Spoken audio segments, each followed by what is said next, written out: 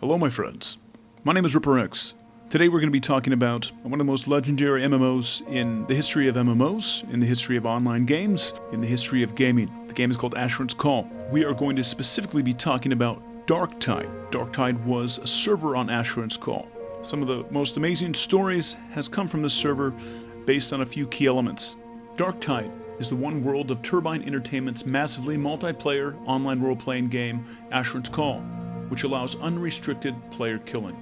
Two aspects of the gameplay of Asheron's Call, namely the ability to dodge projectiles and powerful healing abilities, allows the outcome of combat between players to be determined by the power of the characters and the skill of the players. The cost of death in player versus player combat can be high, and the threat of attack by another player infuses the world with a constant tension. The history of Darktide has been shaped by strong individual players and player guilds. Prolific player killers quickly gain notoriety, and staunch defenders' reputations grow as well. Monarchies which control important locations thrive. The storyline dictated by Turbine's monthly updates is optional, but fighting for survival versus other players unavoidably shapes the experience. As one of the earliest, arguably most popular servers in an MMORPG devoted specifically to player versus player gameplay, Darktide has influenced the development of later games. Most notably, the development team of the MMORPG Darkfall includes players of the Darktide Server, and they had claimed it to be one of their influences. The player versus player combat in Asheron's Call is fast-paced and rewards player skill. The physics of Asheron's Call, unique among the current crop of MMORPGs, includes collision detection. When arrows are fired and spells are cast in games such as World of Warcraft and EverQuest, the player's fate is out of his hands. Whether the attack succeeds or fails depends only upon luck and the innate defensive capabilities of the character. In Asheron's Call, the player can intervene and make the character step or slide to the side to evade an incoming object. Elements of the environment can be used to gain an advantage. Characters can jump on top of buildings or step behind a wall, tree, rock, etc. to temporarily escape attack. By taking advantage of the many options available to him or her, a player with superior skill can consistently defeat a character of equal power, frequently beat characters of much higher level and equipment, and can prevail in fights against multiple opponents. The player must be completely focused on the action to do well. Death at the hands of another player entails a trip to the Life Stone, a temporary 5% loss of skills and attributes, the need to recast enchantments, and loss of some of the more valuable items from the player's inventory. By maintaining a supply of high-value junk items, players can avoid losing the items they value most. Players can teleport quickly back to locations. However, it is always possible to lose an item that took years to acquire, and some places take considerable effort to return to. The penalty of death to another player can be harsh. Several techniques for casting spells were discovered by players that were not originally intended by the developers. These discoveries gave mages the ability, unlike in other MMORPGs, to move about while casting spells. First was slide casting, which allowed a mage to move side to side while attacking, avoiding arrows or spells hurled at him. In November 2001, about 2 years after the launch of the game, a patch was implemented which required the spellcaster to complete his spell within a few feet of the point at which he began casting the spell. Healing also plays a crucial role in determining the outcome of fights. All players have the ability to heal during the battle by various means: drinking healing potions, using healing kits, or casting a healing spell on yourself or on others. A player with 300 hit points can take thousands of points of damage in one fight by regenerating his health using the available options.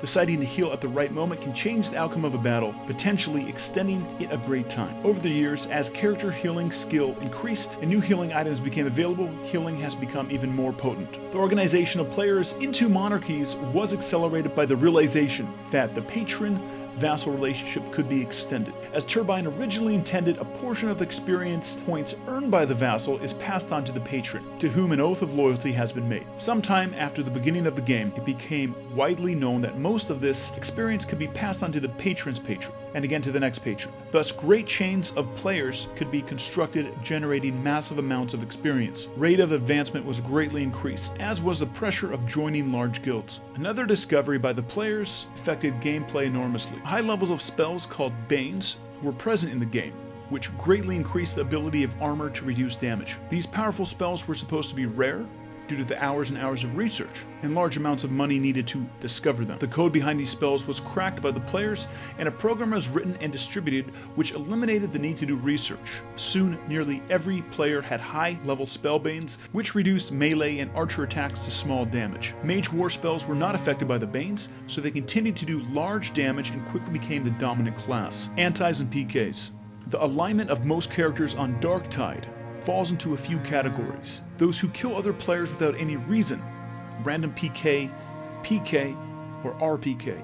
Those who actively oppose random killers, anti-PK or anti, and those who do not randomly kill but leave the RPKs to themselves, neutral. Class balance has shifted over the years. Archers with elemental arrows dominated until the high-level bane spells became widespread. At release, there was a mad scramble by many guilds to establish themselves. Black Rose, with the benefit of early entry to Final, were able to have characters in the teens before anyone else could get into the game. This early level advantage for Black Rose set up the first major power struggle on Darktide. One faction led by Debbie and Thunderstorm, the other faction, the Mercs, led by Osium. The first flashpoint occurred near Calabar. The Merc contingent of mages led by Mikey clashed with Debbie and the Thunderstorm here. The Mercs would kill everyone not aligned with either group. Debbie's group was able to benefit indirectly through compliance. The stare-down heated up as levels were gained. Meanwhile, Osium, the de facto leader of the Mercs at this time, invaded and took Arwick from the Pluggers. Arwick was the most strategically important place in the entire world. It had access to cheap supplies. It was the gate to the north, which held the lucrative Ulthi leveling grounds such as the Black Death Catacombs, BDC.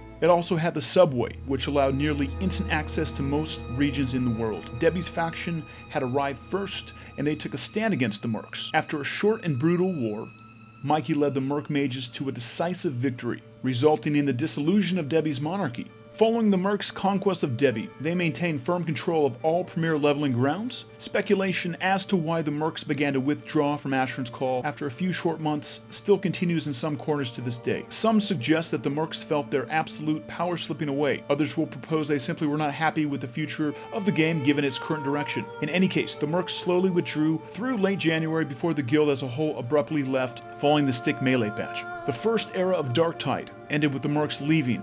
A vacuum of power was created and a struggle between the various successor kingdoms, with Locke and the Feared battling for control on the server for nearly half a year. Ultimately, Blood, Keepers of Chaos, asserted control and began their own era, partially due to the efforts of the key players such as Peanut. This unlikely alliance fought their way through many obstacles to finally reach the Nexus Crystal. Locke destroyed the Nexus Crystal, a victory which was announced to every player in the world. The prize given for this accomplishment, the Nexus Core Gem, would eventually yield a suit of armor unparalleled in all of Dareth. Lop, however, did not get to enjoy the fruits of his victory. His own vassal, Mistress of Desires, took the Nexus Core Gem before he could pick it up. This was some of the brief history of Darktide. Asheron's Call, again, is one of the best MMORPGs, open-world MMORPGs with FFA PvP. This article was taken from wikibin.org/articles/darktide.html. PvP-wise, it was the best experience I've ever had. I don't think anything else will compare to it. I hope something does come along that will change my opinion. This was my twisted thoughts today, guys. I really hope you did enjoy it. If you guys did play Asheron's Call back in the days, please leave a comment below. If you have any questions about Asheron's Call, go ahead and give me a shout in the comments below. Thanks again for watching, guys. If you want to see more videos on my channel, check out youtube.com/TMRipper.